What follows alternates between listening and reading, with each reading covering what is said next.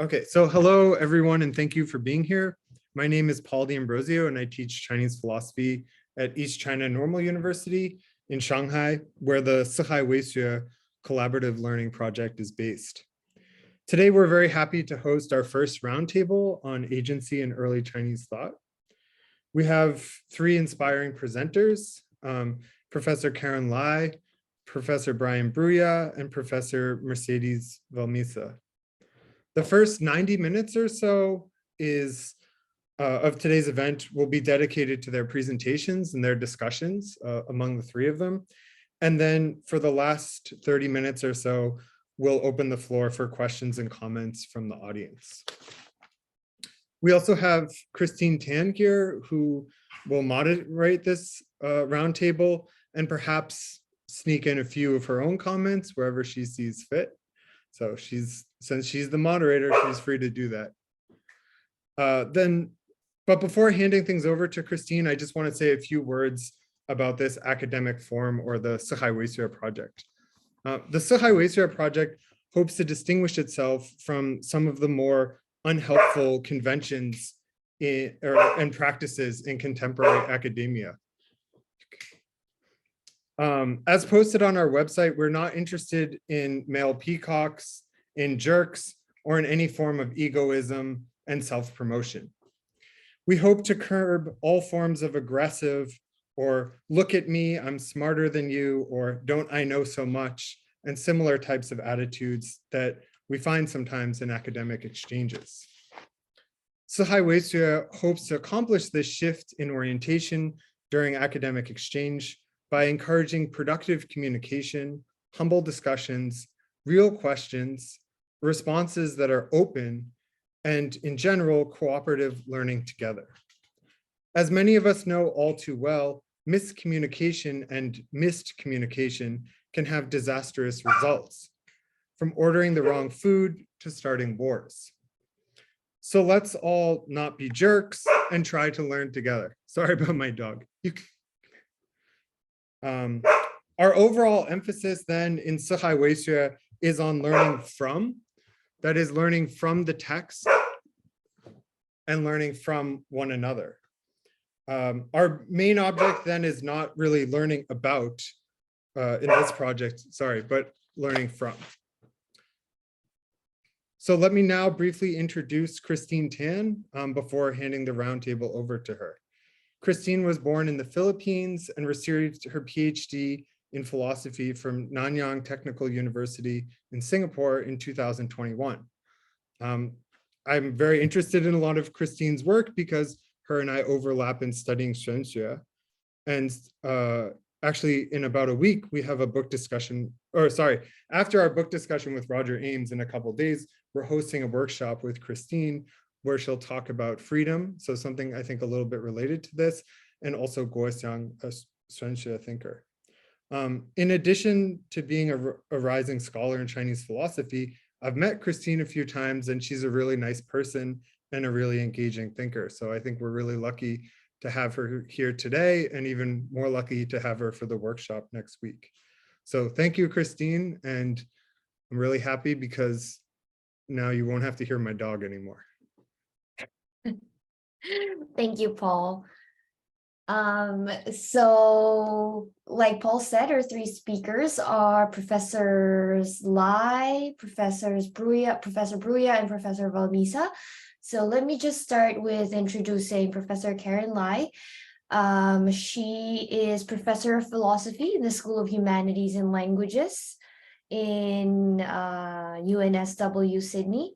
So her research in Chinese philosophy has been influential internationally with impacts on scholarship, education, and in the broader community. So she engages Chinese and Western philosophy in dialogue, and her publications in quality outlets offer more culturally inclusive and relevant models of human well-being, attracting significant multidisciplinary scholarly interest. And she's investigated the nature of moral life in Confucian tradition and draws on discussions in Confucian texts to diversify our conceptions of ethics. And more recently, she has been exploring Taoist texts, particularly the Chuangzi, to understand what its fascinating stories tells us about mastery, action, knowledge, and agency. And that's what she's going to talk about today. So I hand over the mic to Professor Karyn Lai. So much, Christine, and thanks, Paul, for the invitation to be part of this roundtable. It's really exciting to be able to talk about agency, and thank you, everyone, for being here. So I'll just launch straight into the idea of agency. When we talk about the idea of agency, we often are thinking about what makes an agent unique. In philosophical discourse, when we talk about agency, we think about the conditions of agency. And when we think along those lines, the debates have included exploration of notions such as choice, initiative, free will, rationality, and autonomy. And I grant that all these terms have come from the debates in Anglophone philosophy. There is a broader view of agency that's not just focused on individuals, but really on humankind. And when we think about human agency, we think about questions that that really center on what makes humans, qua-humans, unique as agents. And one of the most obvious things, it seems to me, that we do as humans, sidestepping those the criteria set up, including rationality and autonomy, is a very general thing that we do as humans, is that not only do we reflect, but we reflect in order to try to do better. And that is, in order to do that, we reflect often on both means and ends. So the consideration of these two conceptions of agency, individual and human, would involve quite different investigations, even though the two conceptions overlap. And there's no time to go into really major differences, but in relation to what I'm going to say today, I'm going to think more along the lines. I'm going to start with general remarks about human agency, and then towards the end move into the question of individual agency. The questions about agency in warring states China are implied in the approaches to cultivation. In other words, given that there are not too many clear, specific statements about exactly what is unique about human agency, often I think we take it that what is sought in cultivation processes is to develop what is significant and or valuable about humanity. So what should we cultivate, and how can we cultivate these dimensions of life? In Warring States texts, we tend to get more detail on the cultivation bit, the how to cultivate bit, rather than what the end point is. And I think there's good reason for that. Although, again, I won't go into what specifically the different traditions are aiming at, although that could easily, of course, come through in the discussion. So what I want to look at is really at to home in on Zhuangzi's mastery stories, or also known as the skill stories, because they offer somewhat different accounts of cultivation, tagged, so to speak, to ordinary undertakings.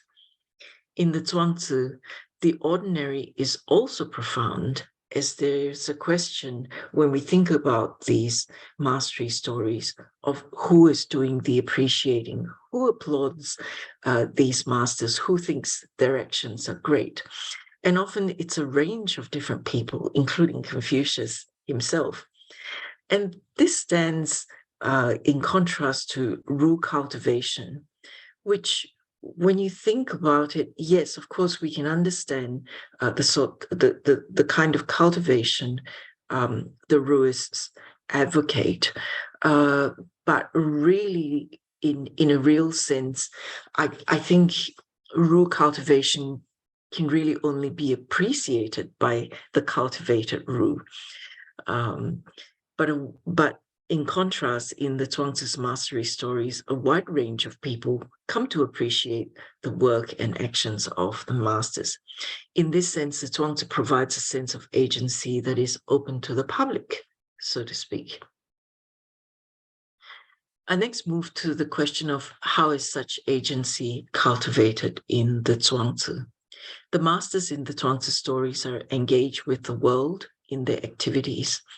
In giving us many examples of engagement, the Zhuangzi implicitly articulates its concern about ingrained ways of perceiving the world. In many places in the text, apart from these stories, there is also more explicit rejection of the same. We might say that the Zhuangzi seeks to reject habitual responses to the world. For example, unthinkingly seeing things and people as useless if they're considered ugly or deformed. These habits, in one typical way we might understand the word habit, they're unreflective and perhaps compulsive. Importantly, as far as the Zhuangzi is concerned, these habits are obstacles to our engagement with the world. It seems that unlike the kind of engagement described just now, the Zhuangzi upholds unmediated or more unmediated engagement with the world. Therefore, we need to ask what is being cultivated by these masters that allows them to engage responsively, maybe not habitually, or at least not habitually in the sense just described. So in the Zhuangzi, some of the stories contain accounts of repetitive actions. Think of the cicada catcher trying out his pole, the butcher. Quite a few of them have been working on their activities for many years. But these are planned and coordinated, it seems, rather than mindless. They give quite explicit accounts, some of them, about what they do. Think of the cicada catcher holding his body like a stiff tree stump. I believe these repetitive actions are intended for a person to work out the fit between a person and the world, or an agent and the world. In my mind, many of the stories involve fit. Think of the bell stand maker who fasts so that he might pick trees that fit bell stands. And they're different notions of what fits what. Or think about the swimmer who claims he has no Tao, because this is a fitting response to the water's Tao, and of how the wheelmaker feels with his hand and responds with his heart mind. So what is this idea of fit I'm talking about? To me, it signifies agent-relative attunement to the world, or if you want to think more specifically, to the activity and the circumstances of the activity.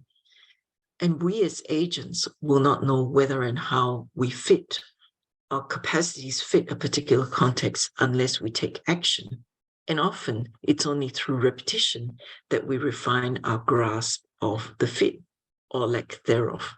Think of the cicada catcher and his stick, and the ferryman who advises that some can ferry better than others. Understanding agent-specific fit is not something conceptual that we comprehend and can act straight away on that information, nor is it generalizable in such a way that we can reuse a general recipe. So we wonder whether the descriptions provided by the swimmer and the cicada catcher to Confucius in the respective stories will actually work for Confucius. And this generalized aspect of learning is what I believe one of the things that the Zhuangzi rejects about the sort of habits that I talked about earlier, habitual ways of responding in a manner like the Pavlovian dogs. There is some training that some of these masters tell us that they undertake, some discipline, if you like, where their action involves, again, repetitive work to try out the fit. Taller, shorter, crouch, not having a pre-designed Tao that contests the water's Tao. The next question I suppose some of you might have in your mind is, does the Zhuangzi even talk about the fit is it just suggested in the stories? I think yes, they are suggested in the stories, but I also believe the idea of fit is very strongly implied in the Zhuangzi's vocabulary of Tian, heaven, and Ming, destiny. Acceptance of Ming is a major theme in the Zhuangzi. And part of this working out fit is also that we understand what the conditions of life are so that we can handle the circumstances that we come across in life. For instance, in understanding life and death, and in all other matters that affect us humans as agents. And importantly, to work out the fit involves also understanding what cannot be changed. This is our destiny. Think about Zhuangzi's response to Huizi when Zhuangzi speaks about how he first grieved for his wife, and then he thought through and he talked about the transformations. Those are a part of our destiny. The idea of fit described in this way has two components. First, we must grasp the conditions of life, what is there in the world. Secondly, we need to understand what kinds of actions or undertakings we are capable of. And I think this is partly one of the reasons why the mastery stories are so fascinating, because they're personalized accounts. And this is what I meant earlier by agent specificity or relativity of fit. We're not all equally good at everything.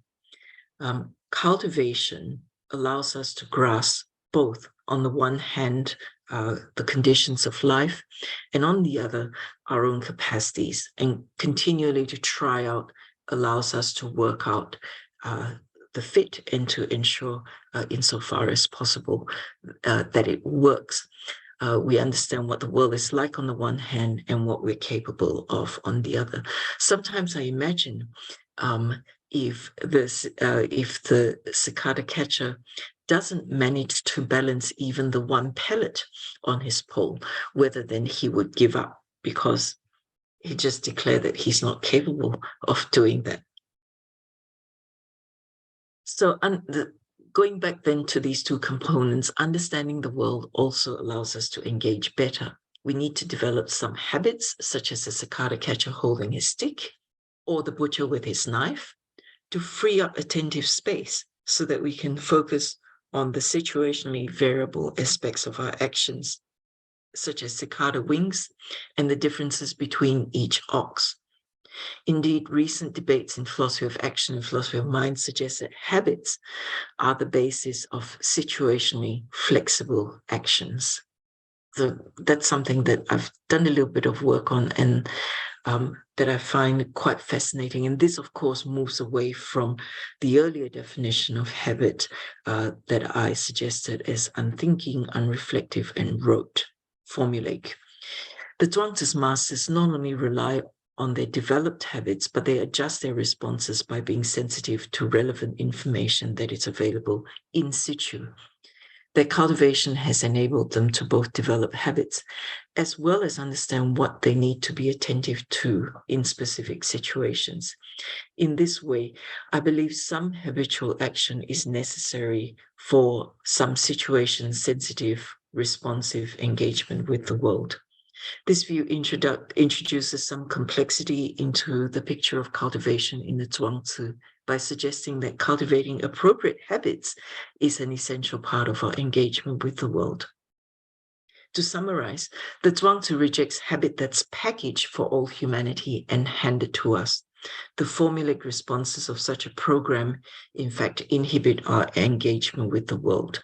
By contrast, the Zhuangzi seeks for human agents to develop habits that assist in our engagement with the world. So in some ways, they're irretrievably personalized.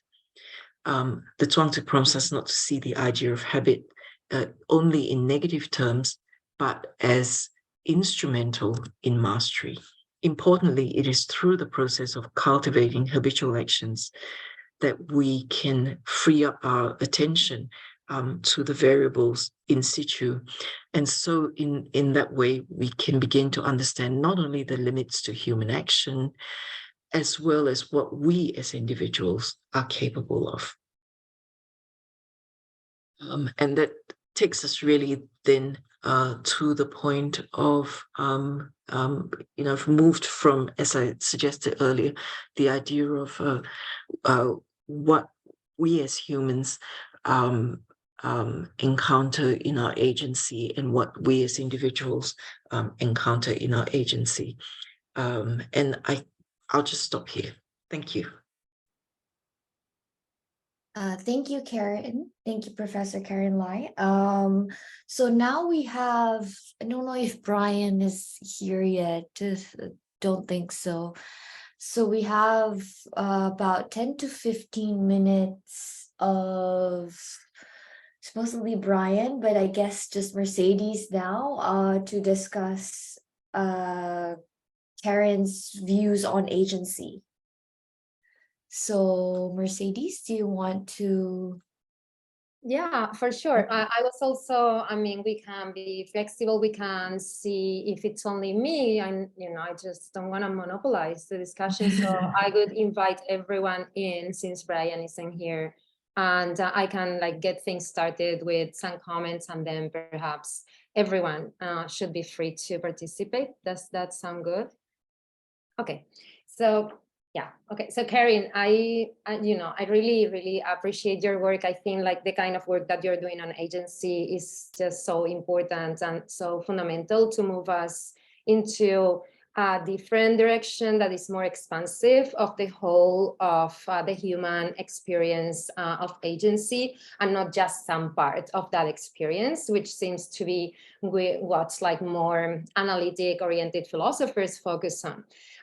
So I'm very familiar with your work. I have learned a lot from it throughout the years, and I keep learning from it. So today from your presentation, what really stuck out to me was that question that you asked, who's doing the appreciating, right? So when we are talking about, okay, so what do we see here? This person is an agent, but there's so many different perspectives from which we can appreciate the same action or the same process of agency, right? And in the transit, that is so clear, right? That there is all these different characters, including animals and all sorts of things, and fictional characters, right?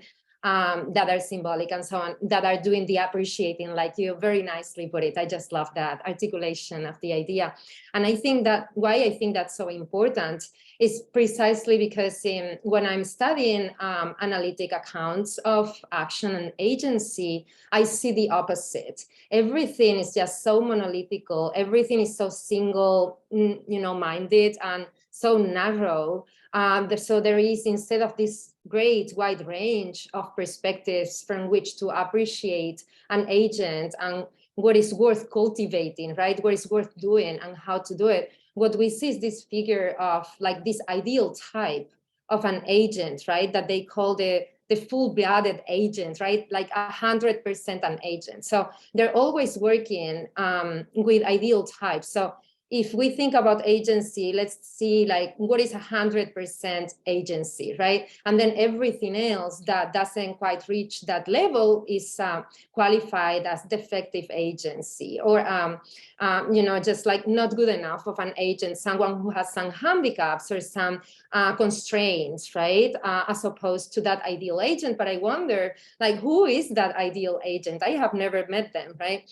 And also this ideal agent is also, if you make a more political reading of these supposedly metaphysical theories on agency, what you find is that the ideal agent will never be a woman, for example, right? It's impossible for a woman to reach that level of ideal agency. And it's not going to be a young person, like a kid. It's never going to be an older person. It's definitely not going to be someone with disabilities, right? Or you can say even people of color. There's so many different people who in this account would never reach the ideal type of agency, right? So that's why I think this approach through different perspectives illuminate different aspects of our human experience as agents, as actors in this world that are relevant for different things, right? And we can't just look at it from a single angle.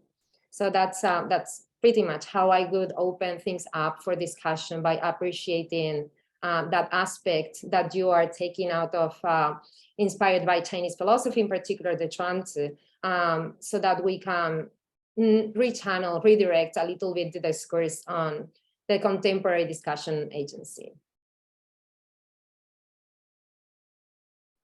Thanks, Mercedes, for maybe- your, oh, sorry. Christine, No, you no, go. no, go ahead. Thanks, Mercedes, for your very kind remarks. Yes, I think this idea of agency is so important, and we see it in the Chinese traditions, not just in Taoism, but also in Confucianism as well.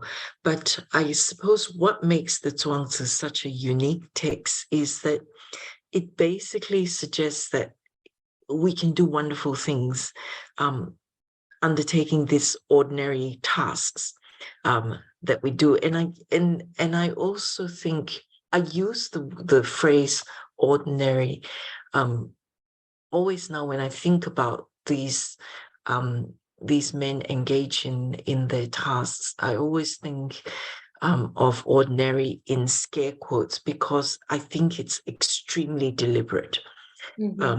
It's pointed, it's saying, look, you are not the only happy ones, or you are not the only ones who can have wonderful achievements. These people can too, and not only can they have achievements, their achievements are astounding. We can all appreciate. Absolutely. Do you want to respond, Mercedes? I'd Or- like to open it to more perspectives and appreciatings. Yeah, okay. We can open the floor to everyone else if anyone else have any questions. In the meantime, maybe I can ask a little bit about Karyn's perspective as well. I was wondering about, it's very interesting that you take the Tian and Ming into consideration. I was wondering how that plays a role, not just in like the agent-specific mastery and agency, or like what someone is specifically good at and what other people, the diversity of what people are good at.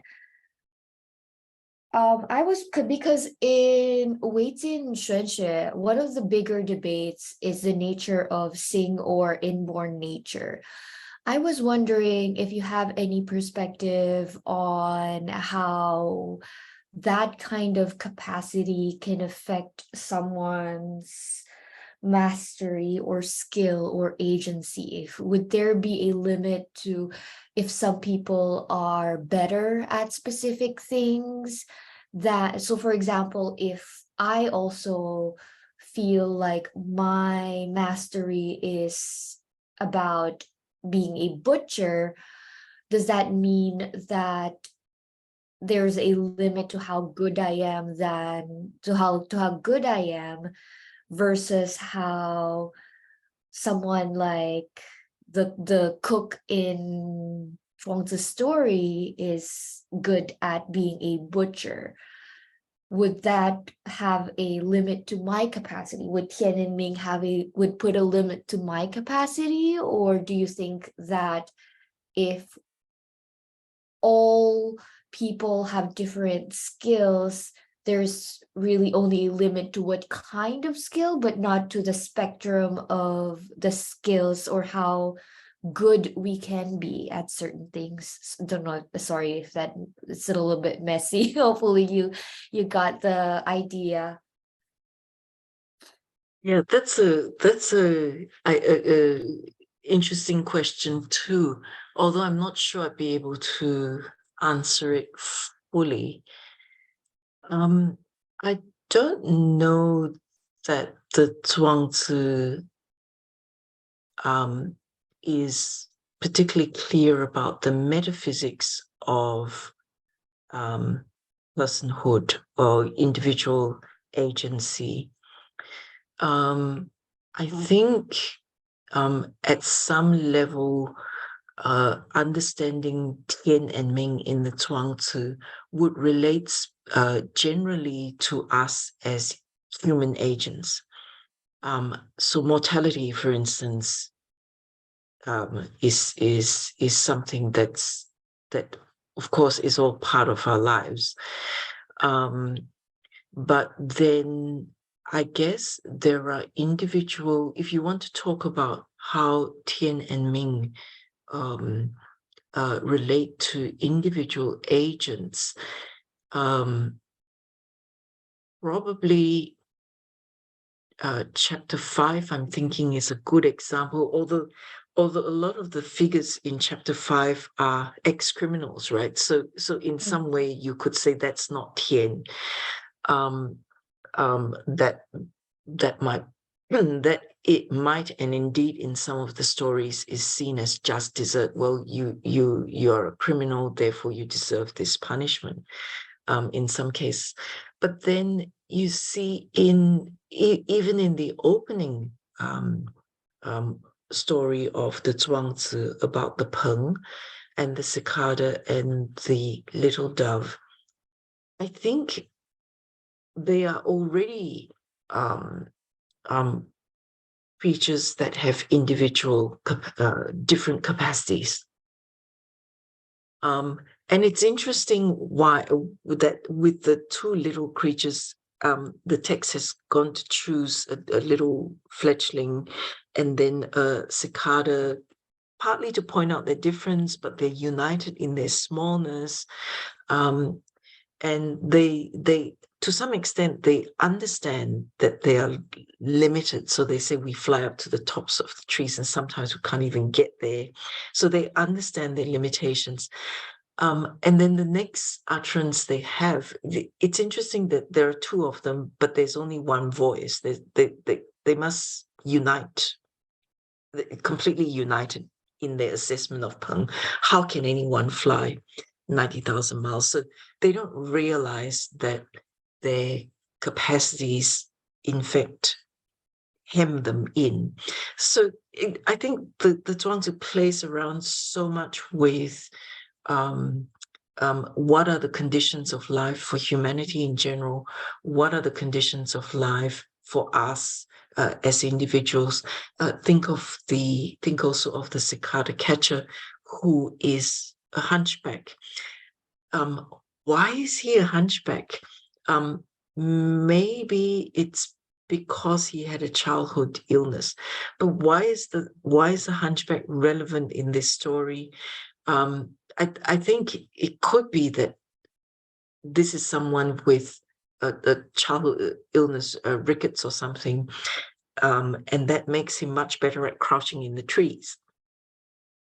Or it could be that over years of crouching in the trees, he's become hunchback.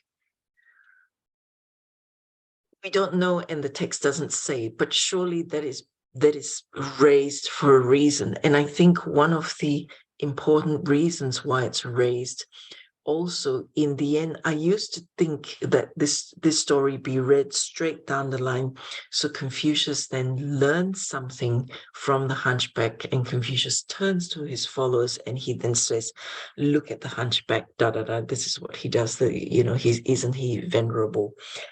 He concentrates his spirit, etc. And what I think is fascinating about this is I've begun to read the story a little differently. And that is that Confucius completely misses the point. He generalizes what is a personalized story. And what works for the hunchback may not work for Confucius. And that is another, I think, very, very possible reading of that passage. But that is very much, if you read it in that way, the suggestion of us understanding our agency with respect to what is there, what is out there in the world, and what our capacities are, and how to get that match between our capacities and the world, and really only being able to work that out properly if we engage rather than engage through a filter, is at the core of Zhuangzi's agency. Yeah, thank you. Mercedes? Yes, as I was listening, I would like to say something more about that, the hunchback.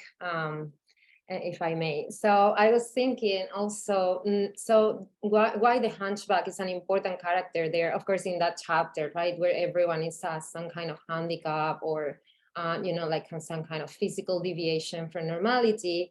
I think the point is that the hunchback also has agency, right? So in a world in which, like I was saying before, we are gonna see agency as like this ideal type, right? A norm or a standard, then the hunchback would deviate from that standard, and then he would be considered like insufficient, right? Or disqualified as a full agent, as having any kind of power of capacity to engage with the world in the way that we would like him to, right? So the reivindication here is that really not only that individuals have their own type of agency, like Karyn is saying, that everyone may have their own limitations, their own conditions, right? Their own natures, some physical shapes, some brain types and so on, allow or afford for certain types of engagements with the world.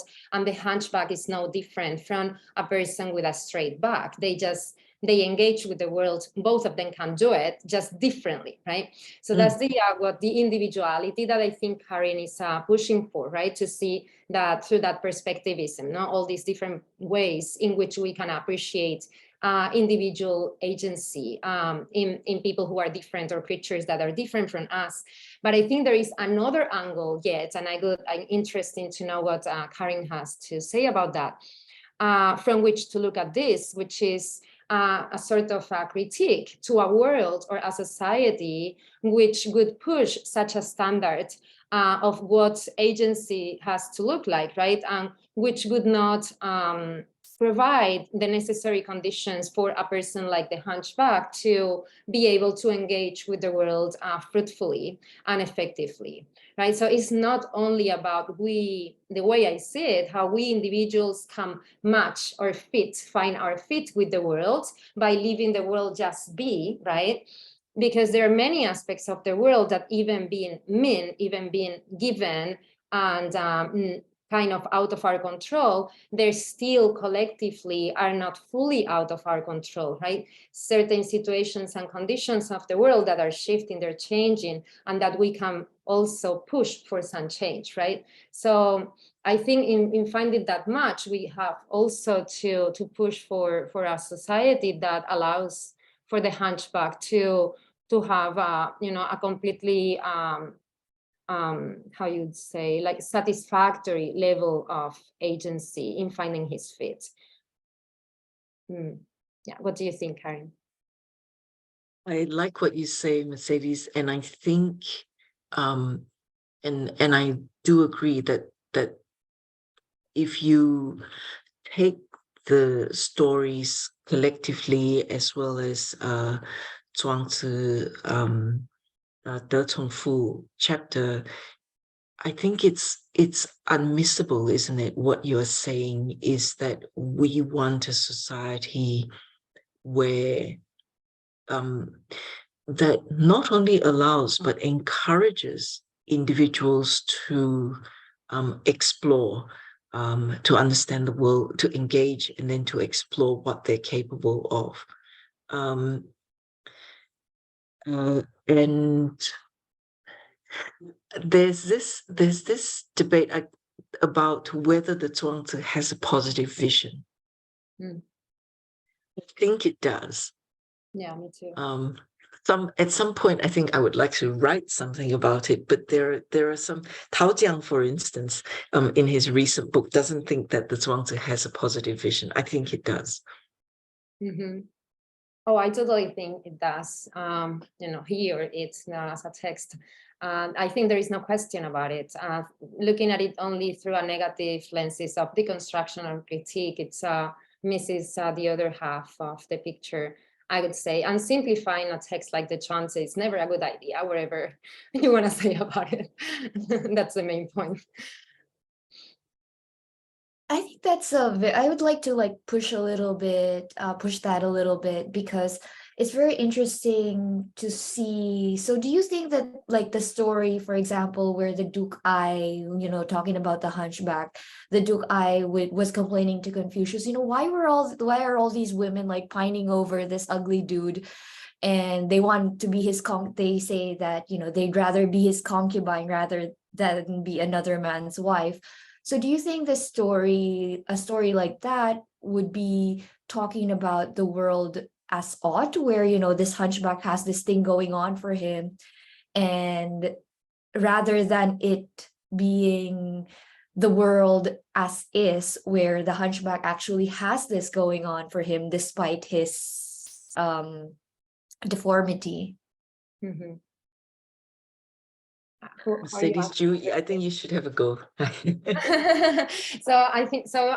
In my talk, I'm gonna be talking about that. I don't think that this agency or capacity, so I'm gonna call them powers today, belong to the person, to the individual, or belong to the world that is enabling or affording you to do something, but they belong to the relation, right?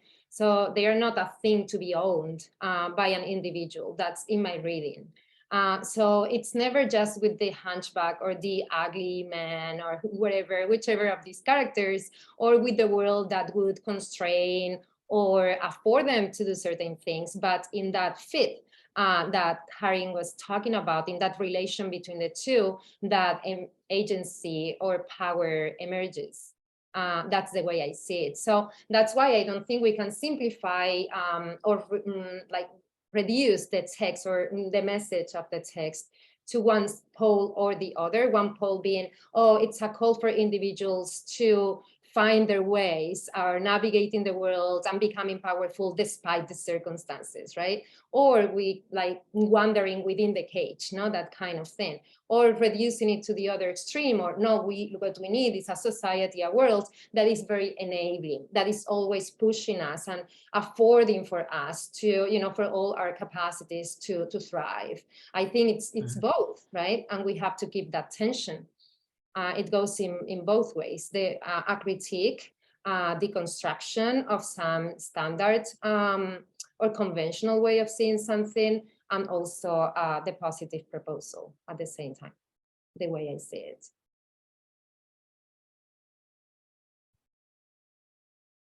Karyn, do you have anything to add? Or should we go to the next question? So Gerald, before we go for Mercedes's viewpoint, we can look at Gerald's question. So he's asking, can you explain a bit more of the difference between individual agency and human agency? Does the human, quote unquote, represent the collective or something else? Karyn? Okay. Thanks, Christine. I think I've sort of covered that already. And it's not, the way I use them, they're not highly technical terms. It's human agency, basically. I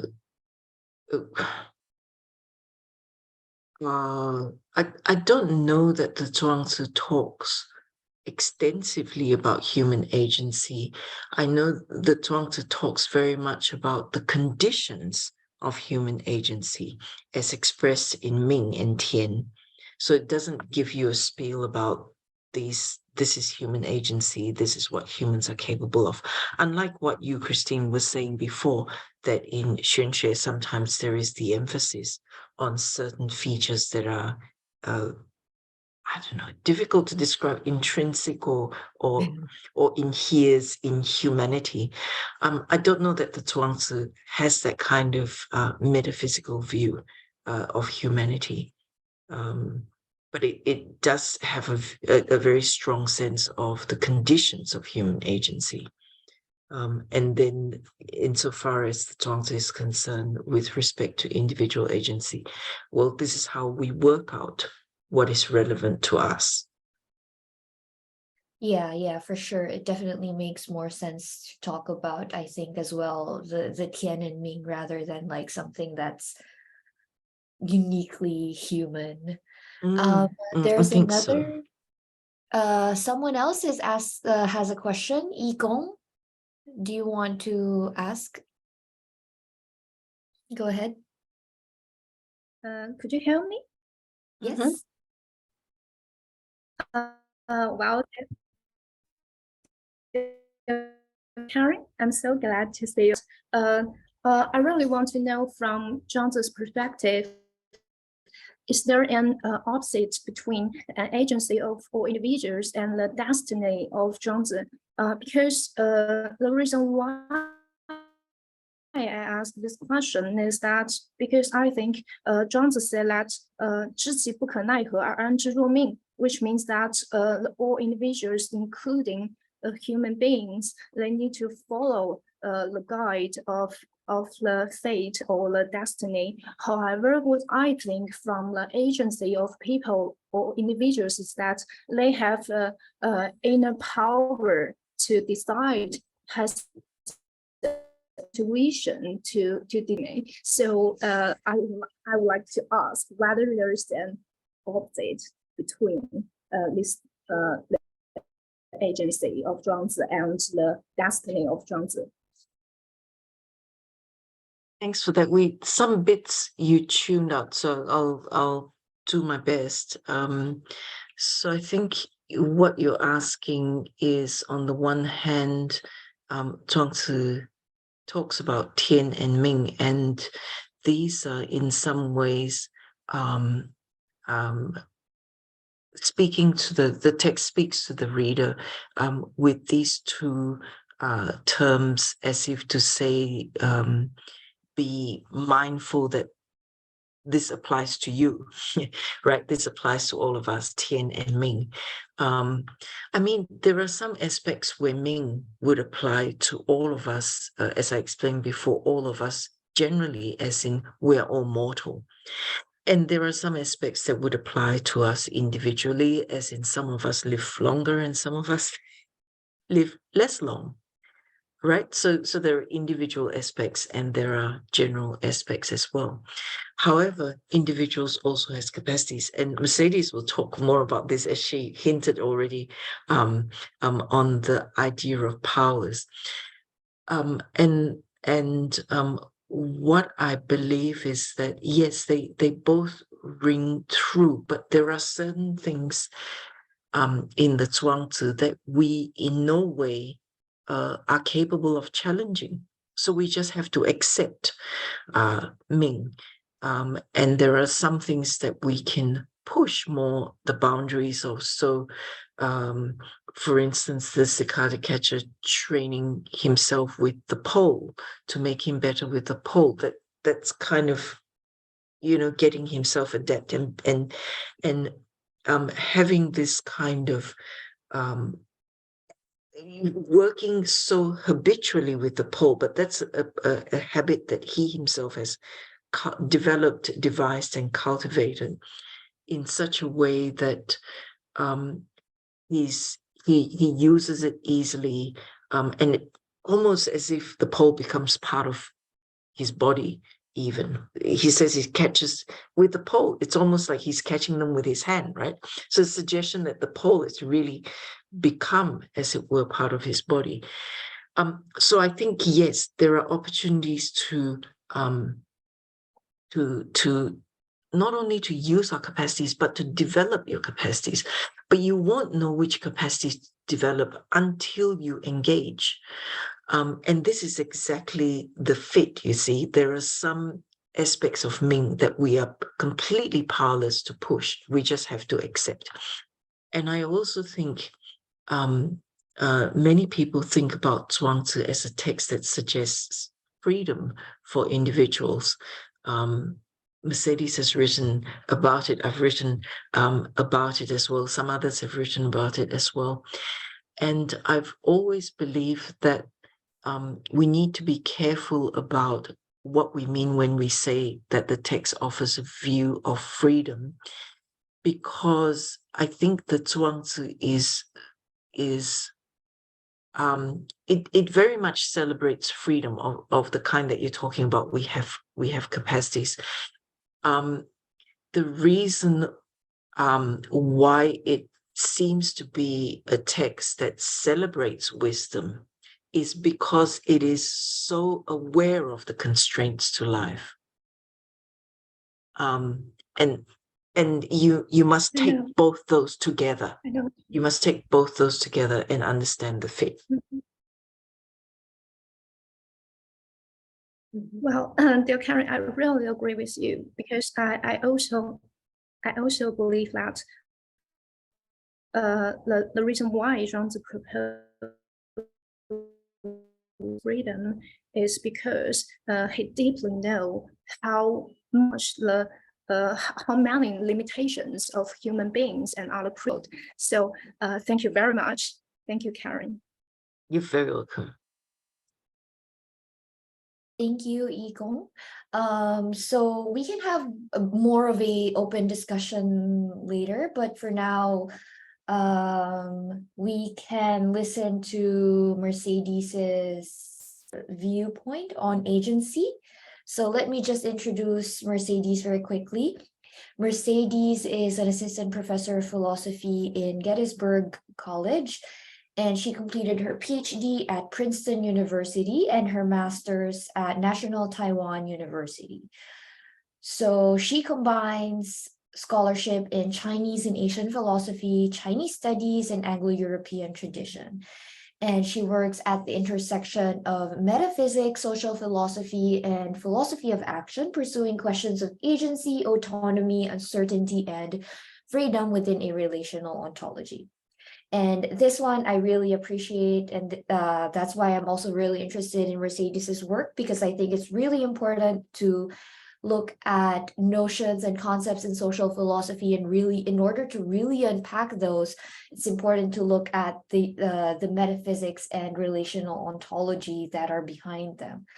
So her first monograph, Adapting: A Chinese Philosophy of Action, reconstructs an extraordinary strategy for effective relational action devised by classical Chinese philosophers to account for the interdependent and embedded character of human agency, which she has denominated as adapting or adaptive agency. So she will talk today about her part of her new book, tentatively entitled All Entities Have Consequences, which explores agency as a collective process distributed across a heterogeneous network of actors, human and non-human, which borrows insights and inspiration from Chinese philosophies as well as contemporary Anglo-European philosophers who think about agency in a relational manner. So without further ado, I now pass on the mic to Mercedes. All right, thank you so much, Christine, for the introduction, and thank you, Paul, for organizing the whole event. Thank you, Karyn, for being a panelist, and we lost Brian in a way, but hopefully he's fine. So thank you, everyone. Yes, so I'm gonna be talking about part of some new ideas from a new book that I'm writing. Like Christine said, I'm gonna be reading a little bit here from my notes, so that I can say everything that I want to say within the time limit, because otherwise I have a very strong tendency to start talking and then an hour after, I don't know how I started. So I'll be focused here. Okay, so this new book, it's kind of a spin-off from the first book, from Adapting, in the sense that Adapting reconstructed this philosophy of effective relational action that responded to the challenges posed by what I'm calling the collective character of agency.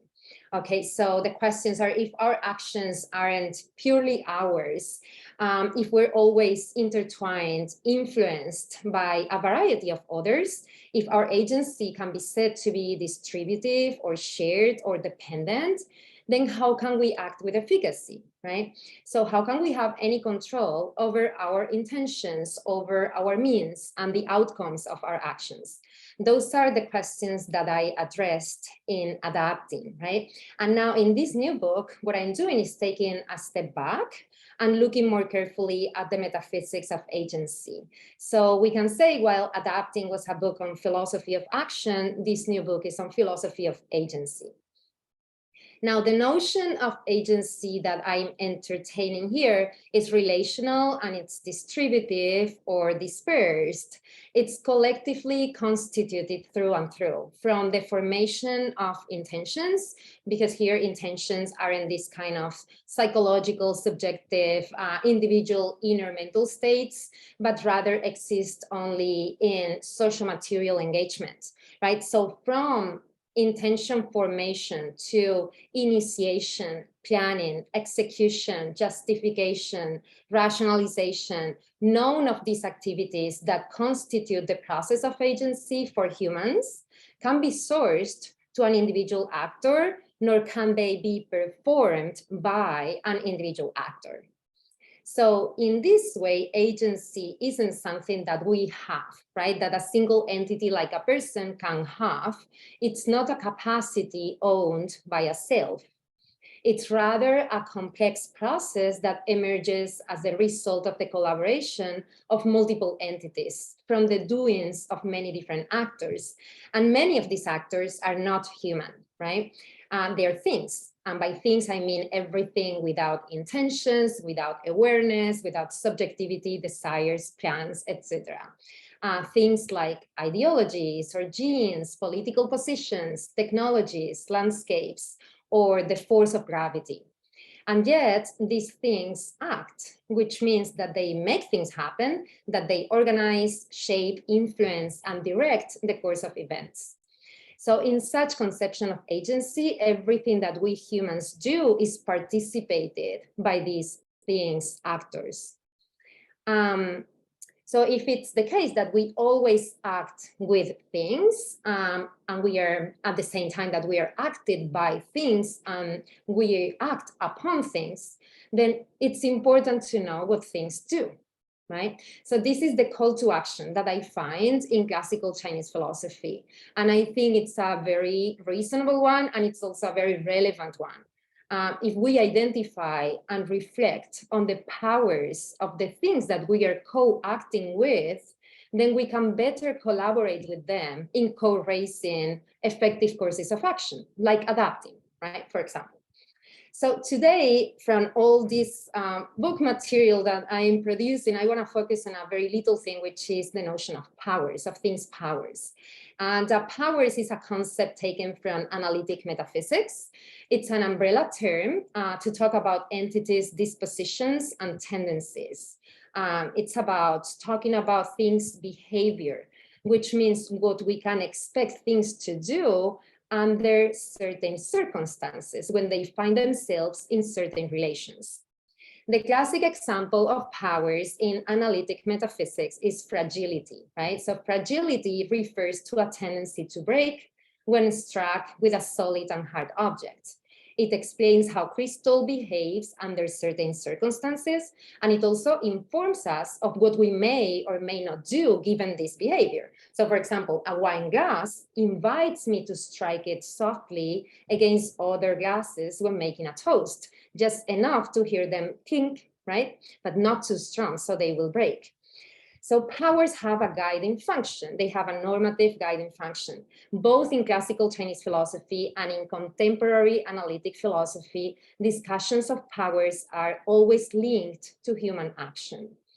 We want to isolate some relevant information about things in order to plan our actions accordingly, to know how to act along with them, and to maximize the efficacy of our actions. Most importantly, we use powers to anticipate what's going to go wrong and what might work if we take certain types of actions along with certain things within particular relational contexts. So, for example, in the Monzi, there is a seed that will grow slowly but safely if provided with appropriate water, sunlight, if it's planted in the right kind of soil, etc., etc. It's not going to grow any faster just because you pull it up, right? Actually, pulling up the sprout will only destroy both the sprout as it is, and also the possibility or the potentiality of the sprout becoming a grown plant over time. So pulling up the sprouts to help them grow becomes a slogan to quickly point out the ineffective and harmful outcomes of actions that are oblivious to things, dispositions, or powers. That's the notion of sin. Okay, so sin, like Ren sin, which is more typically translated as human nature, I'm gonna be talking about sin in terms of powers, right? In this account of power that I'm providing. So the person who pulls up the sprout suffers from the worst kind, we can say, of agential ignorance. It's focusing just on self-centered and individual goals, such as I want a grown plant now, right? I don't want to wait. And it's abstracted from the network of forces, processes, and efforts that make those goals possible at all. So talk about powers is meant to help us humans plan behavior accordingly and know how to exercise influence within a network of agentive relations. Powers, we can say, that are an antidote against this agential ignorance. All right, so I'm gonna give you two features of these powers in my account of powers that I'm creating, inspired both by classical Chinese philosophy and contemporary Anglo-European thought. The first thing is that I'm taking a non-factualist approach to powers. The behaviors of things that we call powers aren't intrinsic to the bearers of these powers. Powers is just an explanatory label with no factual reference. It only has a guiding function, right? So there is no hidden, mysterious capacity or essence that underlies things and that causes things to behave in a particular way. So going back to the example of fragility, fragility isn't something that crystal has, but rather a way of talking about a particular behavior exhibited by wine glasses and mirrors and windows and chandeliers when inserted in certain relations and which may be relevant and meaningful for us to know in order to navigate the world. What powers do is just naming a salient contingent regularity in an entity's behavior. It's a form of acting that's fully contingent on the relation between the features of the thing with a series of given conditions, and yet it is regular enough to be recognized, to be tracked, and to be predicted with a very high degree of success. All right, then the second feature of powers that I wanna emphasize today is that they are doubly contingent. So we can talk about the double contingency of powers, and that's gonna resonate a lot with what Karyn was talking about, I think. So in classical Chinese philosophy, powers are doubly contingent because they emerge in the relation between two types of mean, considered as fate, but not really fate, that's just like givens, right? Things that are given that are beyond our control, are beyond our effort.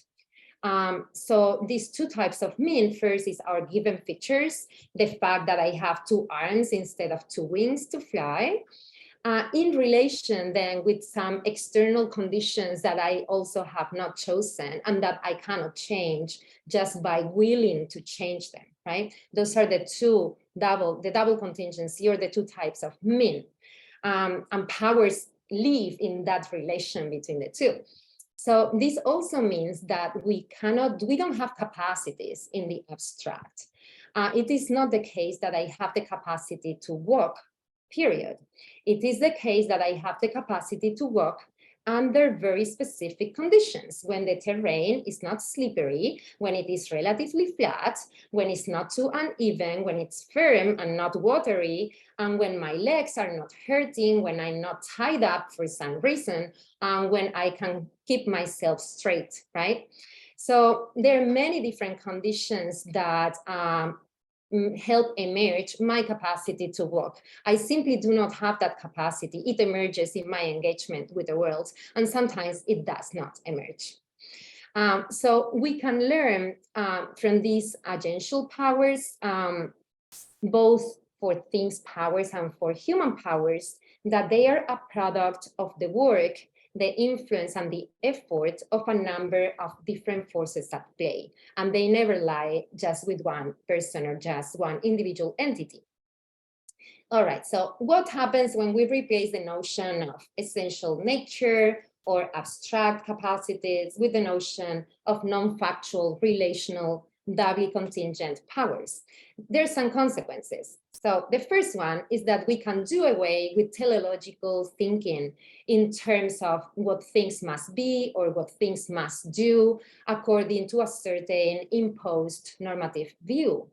So for example, the shin, the nature or the powers of barley isn't to become a certain type of grain, but to behave in certain ways when placed in certain networks of relations. And the same can be said of a person. The second consequence is that we disrupt the dichotomy nature versus nurture, which is still a huge deal today, surprisingly, right? So a person's compassionate behavior, if we want to keep going with the Monzi account of Xin, this compassionate behavior owes the same amount of causality to the naturally endowed sprout of compassion as to the situations that act as catalysts for compassionate behavior to emerge, that trigger it, as to the ritual praxis in which the person is socialized, right? So all these layers, many more, are equally crucial. They're equally grounding and fundamental for powers to emerge. There is not just one layer that is more important than the others. Then the third consequence is that we challenge also the dichotomy active versus passive, intentional versus non-intentional action, because entities' powers are both active and reactive. They are influential and they are influenced. They are giving and accepting, etc. We can keep playing with these terms for a long time.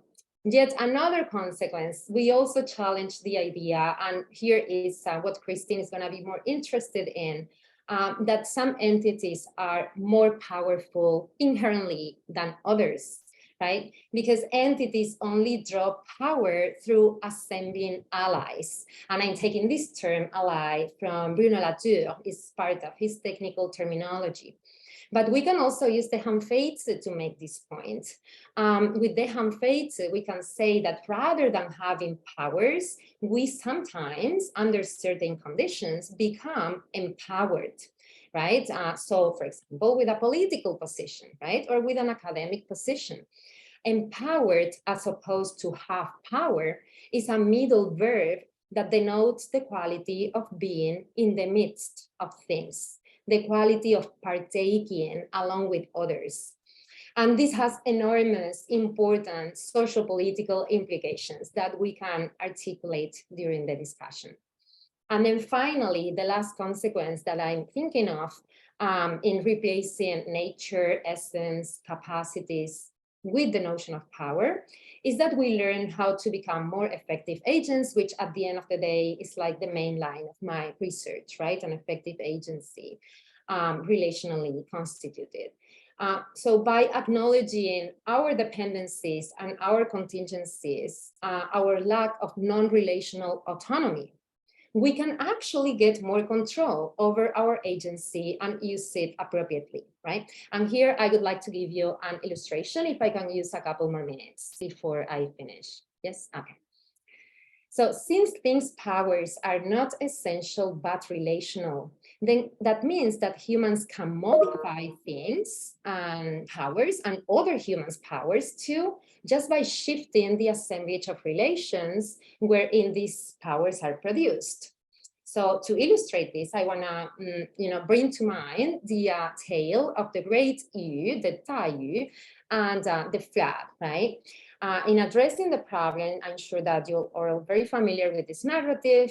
Yu changes both the goal and the strategy of his predecessors. Instead of attempting to end the flow of water by itself, he selects a different goal, the goal of ending the destructivity of the flow of water. So instead of attempting to block the path of water with dikes, he builds a number of canals that divide and reroute the waters toward places where the flow of water is going to be beneficial rather than harmful. So the myth goes that by adapting to the way of the water, then the great U saved the world. But to adapt to the way of water, to collaborate with water in co-raising an effective course of action, the great U must have reflected first on how water behaves under different circumstances. He must have observed that when water is very abundant, then it often finds a way to overcome an obstacle, which is the reason why dikes are not going to work. And also that water effortlessly follows along any path that is traced, that it has no preference but to meet the lowly terrains, like the Tao Te Ching puts it, right? So what the great U did was to turn water's destructivity into water's generativity simply by modifying certain relevant relations wherein water's powers are produced. He managed the flood by understanding water's powers as relational, non-factual, and doubly contingent, and then by adapting his courses of action to those powers so understood. Okay, I stop here and I welcome your questions and comments. Thank you, Mercedes. So before we open the floor, we'll give the floor to everyone. We'll first hear Karyn's response to Mercedes. Sorry, Karyn. Thank you, Mercedes. That was fascinating. And I really love the way how when you bring in the whole idea of powers, it in some ways flattens the landscape, as it were. So it's not just humans with such a distinctive kind of agency, but glass or sand or a piece of paper has powers as well. So I think that's very powerful. I think it also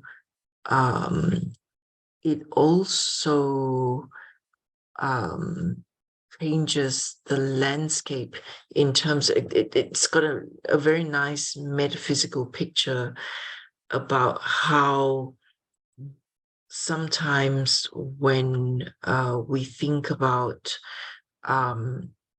philosophy of action and we think about ways in which sometimes human action is discussed, it's too clean.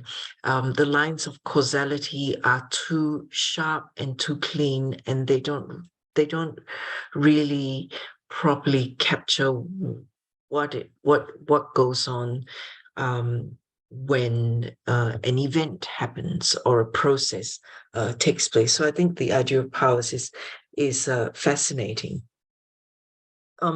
One question I had was then, would you then say that powers are had by pretty much things and what we traditionally call agents, including humans and non-human animals, whether you see this as a kind of perhaps continuum? Some have more complex powers, some have powers that are simpler, or maybe it's not like that at all. Or when I started my talk and I spoke about human agency, I suggested that one of the ways in which human agency is unique qua humans is that we reflect. So you could put it into the language of power and say humans have this power to reflect, and we reflect and we think about how we can do better. So would you put these powers all along a continuum, and to say there isn't really better or worse, it's just what things have or individuals happen to have? Thank you so much for that question, Karyn. That's I appreciate it. And I think it's gonna clarify a lot if I manage to give you an articulate response. So let me try. So rather than saying that some things have, well, first thing, like some things have or have not powers, that's like, it's a way to talk about it, but you know, it's not like they're not owned by things, right? And they emerge in relations.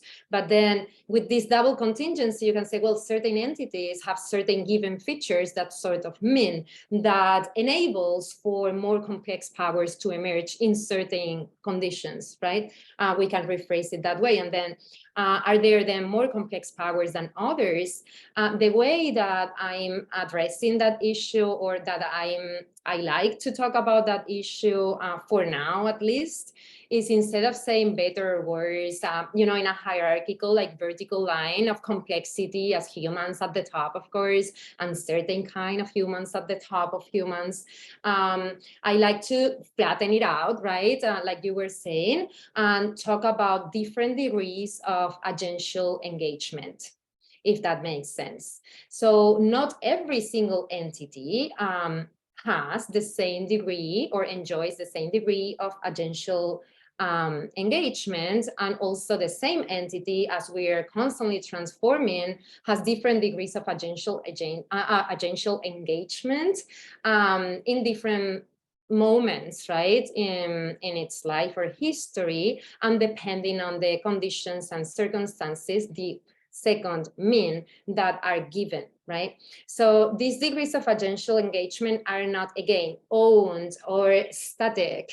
They're still relational and dynamic, and still they're important, right? So the thing that got me thinking about this is because, like I said, powers is a concept that I'm taking from analytic metaphysics, which is absolutely not my thing, right, or my field. So I study it, like, you know, and I try to understand, and I learn from it. And they talk about one-way and two-way powers. So they say, well, you know, humans have two-way powers. Humans can do and refrain from doing, which is something that all the other things cannot. And for most of these analytic philosophers, not even animals, like non-human animals, can have two-way powers, which I wonder, have they ever related to non-human animals at all? I like to see how they choose to do or not to do, but anyway, that's a different discussion. So the thing, so how do we deal with two-way powers without making it, again, a vertical hierarchy where humans, and once again at the top, right, having this new mysterious capacity that nothing else in nature has, right? Only us, we have the capacity to refrain from doing. Well, so then my solution is to talk about this relational dynamic degrees of agentive engagement, and how do I use it? Think, for example, of the classic example of the shooting, right? The shooting is an example used by the actor network theorists like Bruya or Graham Harman to talk about what happens actually when a person picks up a gun and shoots, right? Is it an action coming from the individual who intended to do that and used the gun just as a neutral means towards an end, or what is going on there, right? So now, but if you think about the gun cannot initiate the shooting by itself, right? It requires of that human to pick up the gun in her hands and to shoot, right? So then there you can see, oh, that's a different degree of agentive engagement, insofar as one entity can initiate the action and the other cannot. But that's still simplifying it a lot, because what does it mean to initiate an action? What has to happen for an agent like a human to initiate an action, right? And even to form the intention of initiating that action, that is a shooting. And in that formation of intention, there is already a whole lot of social material engagement at play. The intention and the initiation of an action is never a question of just one entity. It never happens within the interiority of a person's brain or soul, or however you want to call it, right? It's already messed up. So I liked also how you put up, like, it's too clean. The account of human action and that ideal is too clean. So I like, yeah, I'm like mixing it with muddy waters, right? It's like making it messy because it is messy. I cannot form the intention to participate in a shooting or to kill people with a gun if there are not a whole lot of things that afford for me to form that intention, right? From the US shooting culture to the NRA, to the availability of open stores, to et cetera, right? Like a lot of material and social, cultural, political, economic conditions that enable me to even like form the wish, the desire in my mind to say, oh, I'm gonna pick up a gun and kill people, right? Like, how does that happen, right? So it's not this, even the two-way powers, the fact that I can decide to act, to initiate an action, or to refrain myself from initiating an action is already engaged with the world. It's never abstracted from the world. It only happens within an engagement with a whole lot of non-human actors that are participating of that activity within the process of agency. And therefore, it is two-way powers are not yours, right? We go back to the initial square. Yes, we do have two-way powers, so described, but they are not ours to have. They are not our capacity to be owned. It's participated by the world, so why do we take ownership, right? It's simplistic, right? So that's my answer to that. And it's a fascinating discussion. And it's something also that I think most people feel resistant against, because most people don't want the distinctiveness and the uniqueness of being human to be taken away from them. And they feel like my discourse, as much as so many other people who are working in flat ontologies right now, is demeaning for humans, when I think it's the other way around. It's the only way in which humans, we can actually understand ourselves and become better agents, right, to begin with, and create better societies. So yeah, maybe later we can talk about those social and political consequences. Thank you, Mercedes. Karyn, do you have any follow-ups for that, or should we open the floor to everyone else? Just a very brief point. Thank you, Mercedes. That couldn't agree more with you regarding the complex lines of causality. And if indeed those are the lines of causality, then that's how we should see agency, right? It's all complicated rather than linear and multifaceted. And this is more a comment rather than a question. Going back to the idea of powers and what you ended off with saying that people don't like the fact that it's all such a flat landscape because they want to say how unique humankind is, and I completely agree. But just have a kind of funny anecdote. When my kids were of the Pokemon playing age, I would ask them, what's so interesting? And Pokemon fascinates kids. It's still being played, right? As far as I know, my kids are a bit old for it now. But and I asked them what they found so fascinating. And they say, well, it's because no one is ever always the winner. Someone has some powers to do this, and someone has some powers to do that. And it depends on whom you're kind of having a match with at a particular point in time. You might think this is a great card, and there are some great cards to have, but or great Pokemons to have, but you confront that with one that's often, could be a more common one, but still, this great card, this great Pokemon with all the greater powers could still be overcome by this rather more commonly occurring one. And I just can't help thinking that's the sort of thing that the idea of powers present, that it's never the case that any one person wins all of the time, or any one agent wins all of the time. This is so awesome, Karyn. I'm so grateful for this. You have no idea how much I'm loving this right now. No, because I think that's a great example. My daughter is of Pokemon paying age, and she has like, I don't know, 1,000 Pokemon cards. And yeah, this is right. Like she has explained to me all these like different powers that they have and how they emerge, right? And the Pokemons also evolve, right? So they have like a certain directionality of evolution of what they can become, just like barley can become this kind of grain and not an apple, right? But at the same time, that's gonna depend on a lot of conditions on how they are cared for, right? And what happens in their environments, and also what you said about the democracy of powers, none of them being superior to the others, just different and depending on the combination. So I think this is a wonderful example that I will have to include in my book, and I will give credit to you for inspiring it. Oh dear. I love it. Thank you. It's what makes the game exciting. I was told it precisely because you don't know that you're going to win. Yeah, You yeah, never know. yeah. That's wonderful. Just a quick comment on that. So this idea actually came from like the idea that you would play cards with people who had different cards came from magic cards. And the person who invented this is still alive.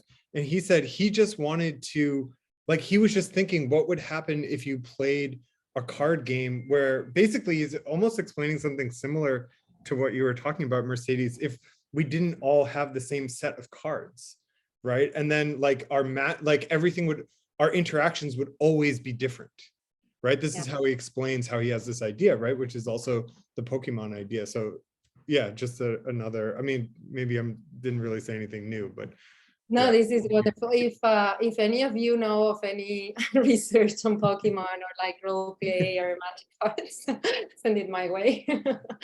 Yeah, anything. But I will definitely develop this for sure. Yeah, thank you for that. This reminds me of Zipporah's wild card analogy as well. If anyone has any follow-up on that, feel free to raise your hand or put it in the chat box. I was also just wondering, Mercedes, you said something about being able to track or predict those relations.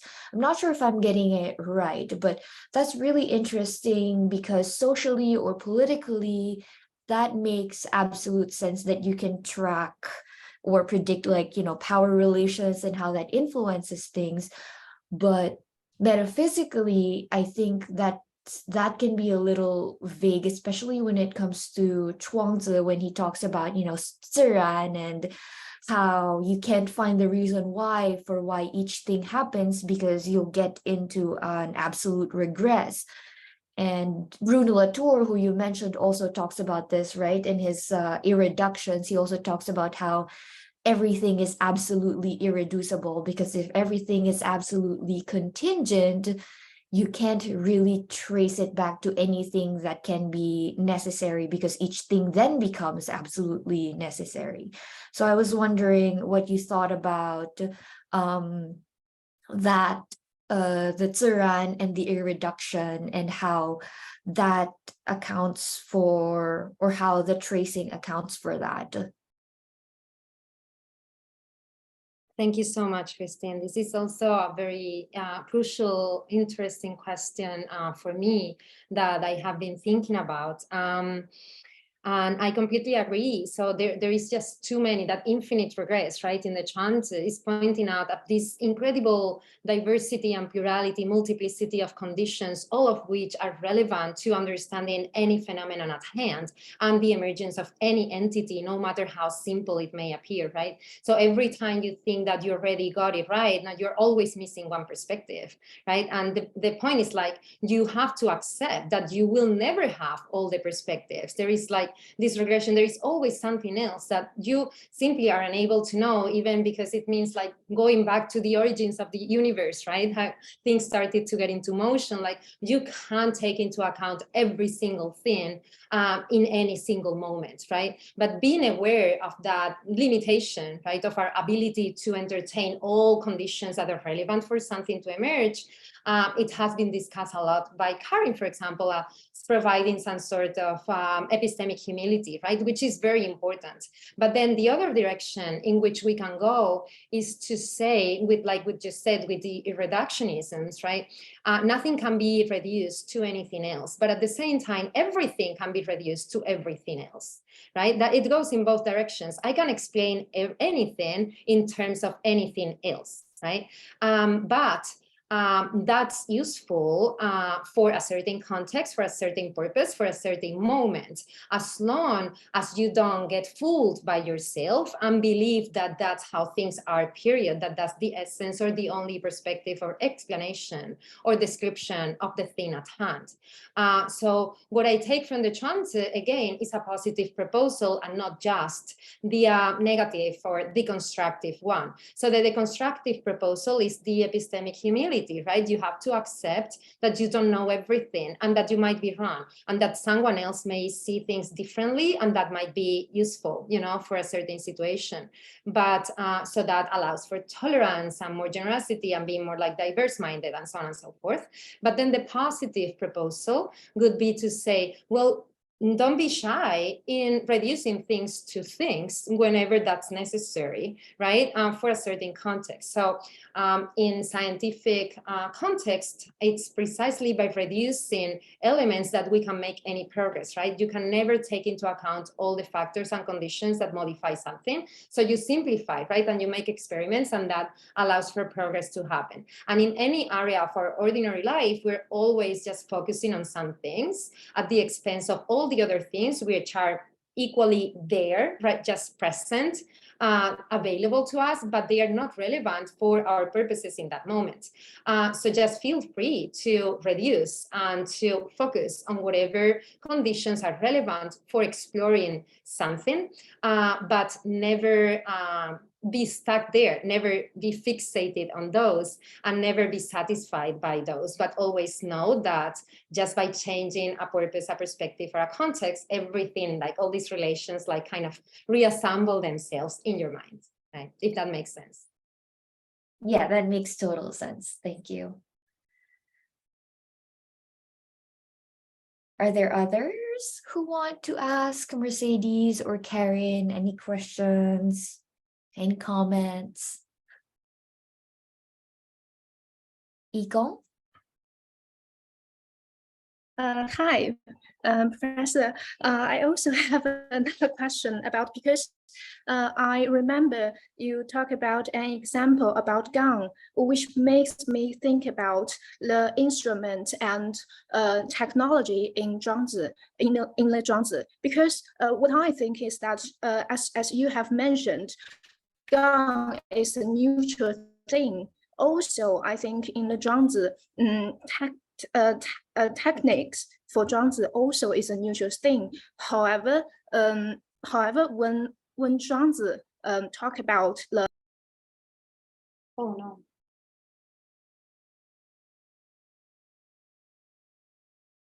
She got disconnected, I think. Oh, okay, she's back. Oh, yeah. Sorry.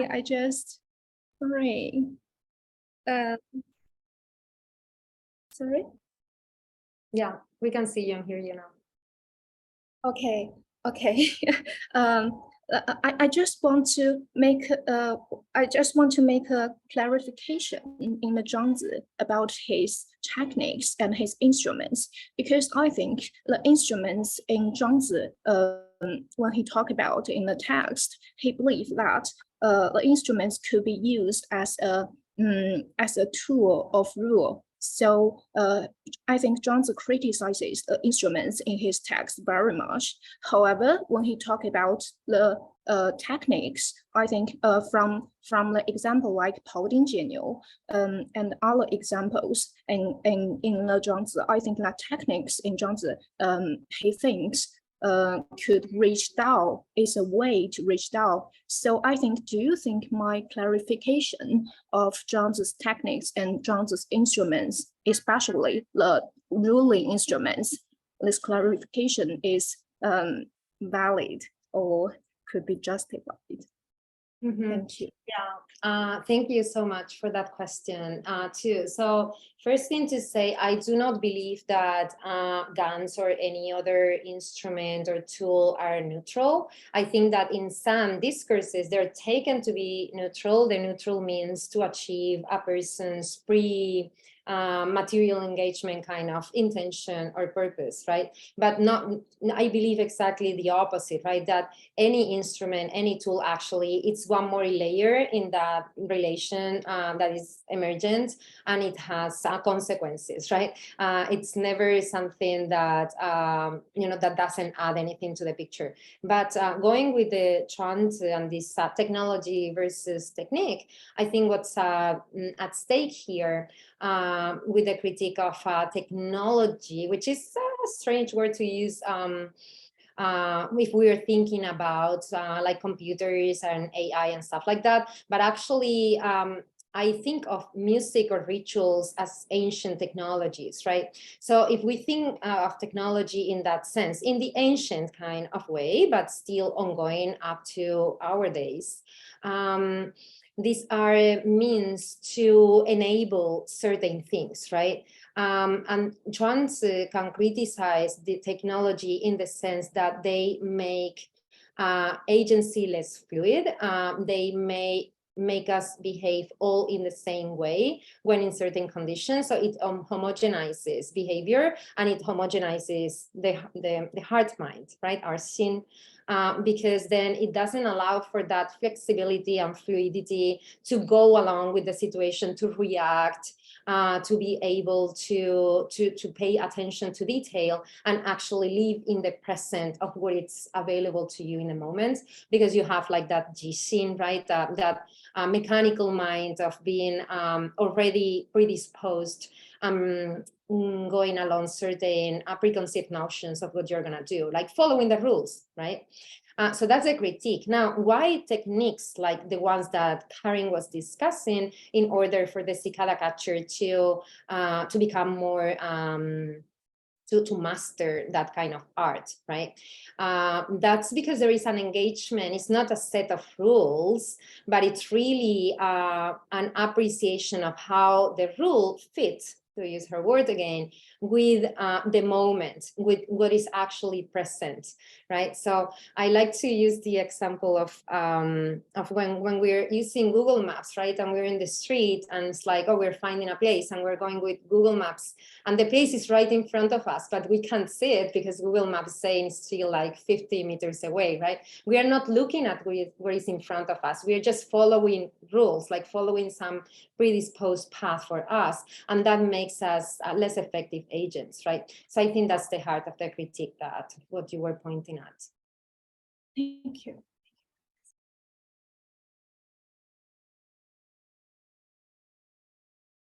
Any follow-ups, Yikong? Otherwise, are there other people who want to ask questions or have comments?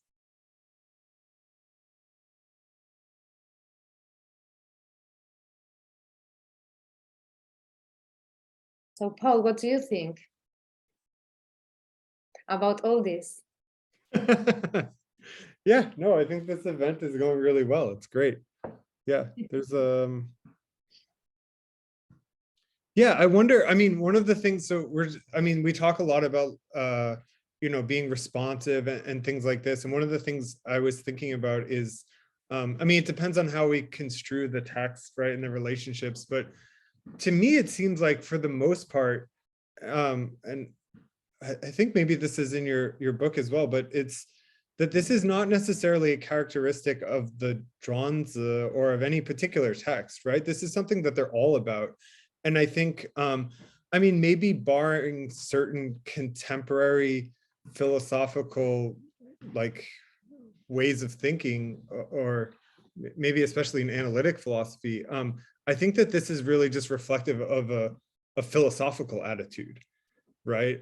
For the most part, I mean, the way that I read a lot of these early texts is they just give us a bunch of ideas to sort of reflect on and digest, and then like you kind of go out into the world, and they don't even necessarily tell you, I mean, even these stories, right? The stories from the Zhuangzi, as Karyn was saying, you can't really learn that much from them in terms of applying it to your own life, right? All it can really do, and to me, this is what I think when a lot of people talk about freedom in the text, I think what they're getting at is it's sort of like, what it does is it opens things up for you, right? But I think, you know, a lot of the different texts do that just in different ways, right? So whatever, in the Lunyu, you might find different habits or patterns, right, that we think work really well, not for any other reason than they happen to work well, or because they've been sedimented in our culture or with the people that we're surrounded, then they, you know, then they work well. So we're not looking at any sort of justification necessarily outside of that. Yeah, and so I think that this much more like all-encompassing notion of agency is, yeah, to me, I think you find it in a lot of these texts, and there's a lot of different ways you can talk about it, but it does, I think it's also very useful today because we often think in more of these like whatever cause and effect, right? And we think a lot of the things, for example, that we learn from philosophy, we can sort of learn and implement. We don't think of them as you learn this and you don't necessarily know what's going to happen, right? Or this just sort of breaks things up for you, and then you just go out into the world and that's it, basically. You know what I mean? Like, I don't think that the Zhuangzi promises much more, and even Confucius, I don't think really promises much more than that. So yeah, I find the different approaches that people are taking to this, yeah, I think it's fascinating. So I don't know. I mean, it's hard to react to both, right? Because you also, both of you were really broad, so I don't necessarily have yeah, I just want to read. I mean, I really want to read your new book. And then of course I want to read, I'm excited that Karyn's writing a book on the Zhuangzi, or maybe it's almost done. So I also want to read that book. So that's my only real, my real reaction is just, I want to read your books. And maybe we can put together events on your books, because I want to hear you talk about them, because that's always fascinating to me. Okay. So I have a question for Karyn, if there is time. I don't know what time we're supposed to end, but Yeah, we have like 10 minutes or so. okay. So I was thinking about habitual action, right? And how in the skill stories in the Zhuangzi, you see in Karyn that they're a model for how to engage with the world in a more fluid, effective, flexible manner, right? So they provide a model of agency that is different from the more rational, free will-based individual model of agency that we find in the Western traditions. And so my question would be, I think also the Zhuangzi, of course, that's in the Zhuangzi, and that's to be recovered and to be brought to the discussion, right? And I find it fascinating and very, very important. But I also think that the Zhuangzi has a more pluralistic approach to agency or effective action that is not only that, if you know what I mean. So I think that and I think the Zhuangzi does that with everything. For every single thing that the Zhuangzi proposes as, oh, this might be something good, then at the same time, it's not always, right? So I think that in my own experience of the world, this kind of skill-based action is not always what the situation calls for. I sometimes need to be very alert and very intervening a lot with a lot of effort, like be very intentional and effortful in certain actions, right? And I notice it a lot because of how my brain works. For example, when I'm driving, I have a very strong tendency towards getting lost in my own thoughts, and I don't remember that I'm driving a car, which you might imagine that's not, you know, what's the situation you want to be in. Never drive with me, by the way. So if I need to be very alert and very effortful, right? So that's something also a discussion to have with Brian. It's a pity that he wasn't here. So Brian talks about effortless attention, right? And also effortless action, that's Ziran, right? Which is great, but sometimes I know I have to be very effortful in my actions or I will crash, literally, right? So what could you say about that, Karyn, or anyone, about the chance of providing more than one model of what is effective in acting? It doesn't need to be always that kind of smooth, fluid, like where like the muscle memory and the body takes over, so that you don't need to be so alert anymore, except if something goes wrong, right? You know what I mean, right? Does anyone want to respond to that before I say something in response to Mercedes?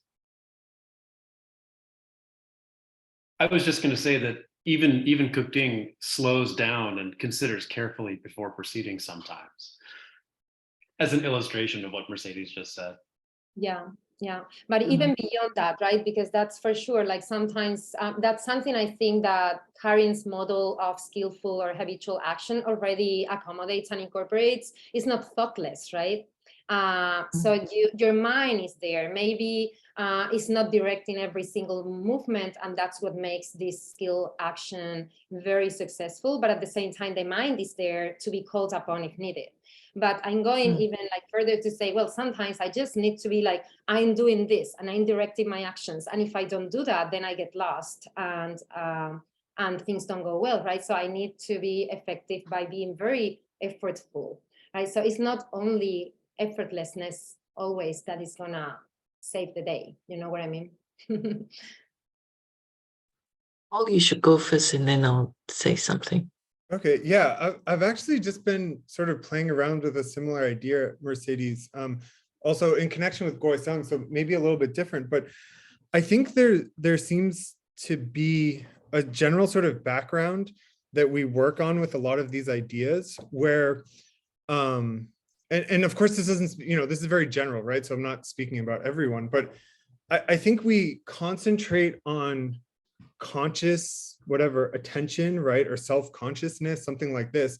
And for the most part, and this is also what I like a lot about your approaches is that they don't do this, right? But we also concentrate on what we can control. We think we can control a lot about ourselves and about the world around us. And I think in these early texts, there's a really strong recognition that a lot of what makes me, not just in terms of like whatever my physical body, but also in our interactions, right? You might say like, oh, that's such a Paul thing to do, right? And I don't even know what that means sometimes, right? Like you're like, oh, you know, Karyn, of course he would say this, or of course he would do this. And I'm not even aware of this, right? And I think the people who wrote a lot of these texts were very aware that they weren't aware of a lot, right? And in our and we can't control a lot, right? And I think a lot of, for instance, in terms of cultivation, but also in terms of thinking about how we interact, they're very aware that there's not so much we're aware of, and that when we digest these stories or when we walk slowly by a temple, this transforms us in ways that we don't necessarily know, right? And we're not necessarily conscious of. So I think that so then sort of paradoxically, right, I think that the idea of like Wu Wei, for example, is not always to focus it on conscious or not so conscious, right? Or like purposeful or not so purposeful, puts this dichotomy that the writers of the text, I think, weren't necessarily working with, right?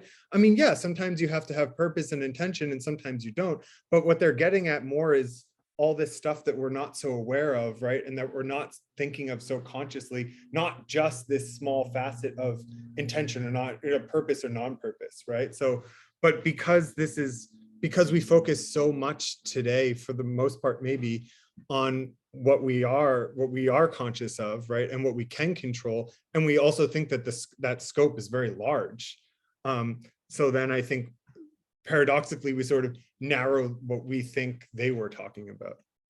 But that's just my 2 cents. Yeah, I totally agree with that. Yeah, it's more about understanding everything that we are not focusing on, so whatever we are focusing on, we're always missing something, right? So that's like always pushing us to go on the other direction, the direction that we're not currently looking at, that is not the dominating, right, in our thinking, cultural thinking about things. So yeah, for sure. And just sorry, just to add like just 2 small. So what I was working on is Gorseong uses these 2 terms. One is ren sing, which means to just like give free rein basically to your sing, right?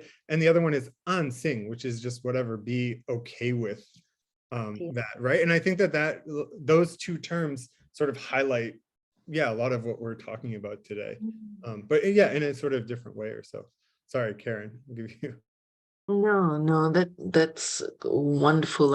I've always thought describing Wu Wei in terms of non-purposeful, it's kind of really hard. Yes, it's a key concept we have in Taoist, in the so-called Taoist text, but it's only one concept. There is so much more, and then to reduce it into kind of simple labels, I think does great injustice. I think what I'm trying to say with the habitual action and the attention is that throughout the mastery stories, I think there is a lot of attentiveness going on. And I think that's also partly what I'm trying to say, is that when you are new to a situation, there's just so much to take in, right? And you're not really sure, well, what do I do next? And so everything's new. So supposing you're going to pick up ice skating for a first time, it's what do I do next, right? How do I hold my weight, or how do I even stand, and how do I even get off my backside, and things like that after I've put on the skates. Lots and lots of questions we don't really know what to attend to. It seems to me that in at least some of the stories in the Zhuangzi, some of these more habitual actions are mastered, so to speak. That's what part of the mastery involves, so that the person can actually give your full attention to the things that need attending to. And because I think this is what skilled action is, right? That the person who is skillful knows exactly what they need to attend to and to look at in order to do something well. So you need to look at what precisely are the turning points in any one situation. And in order to do that, you need to free up your cognitive load. And developing habits of holding your pole or of wielding your knife, for instance, is what frees up your attention, so that you can look at a different ox, and that's why the cicada catcher knows to and does that, looks at the cicada wings rather than figure out where do I put my thumb. I mean, if you're at that point and thinking, where do I put my thumb? How do I tap the wings? You're a novice. You're not a skilled. You're not going to get people thinking, wow, such awesome handling of the task. So I think where habits are relevant, those habits enable one to put things aside, not have to think about it. In driving, for instance, it's effortful, and you have to think about sometimes where to turn, etc. But if you're driving a manual car, you don't really have to think about, if you're an experienced driver, you're not thinking about how do I get this into gear. And being in London and renting a car over last weekend and being given a manual car, I had to rethink all of that because I haven't driven a manual car for so long. So it's all these things that come into play. And one of the things that really struck me in the driving example was when I took my daughter for driving lessons, and we came to a roundabout and she says, I don't know what to do. I said, well, you just kind of follow, look at how the cars are going, see how they give way to for us who drive on the right side of the road, give way, to the cars that are coming to you coming to you on the right. And she says, but there are so many things to look at. I don't know where to look and what to look at. And that is exactly the thing I think cultivation affords for many of the skill masters. I think cultivation, it does two things. Not only does it allow you to put behind you those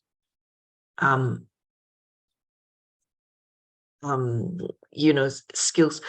I also often think in terms of playing a musical instrument, where at one stage I was going to training to be a musician, but the reason why you do 4 hours practice a day is so that when you look at a note, you're not thinking, where do I put my finger here? You're not thinking that anymore.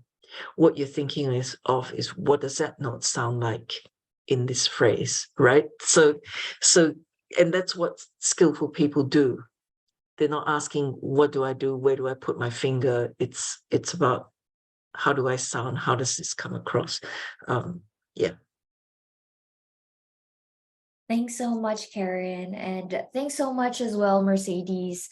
You're both, thank you both for your wonderful talks, and I learned so much. I probably speak for everyone when I say I learned so much from both of you.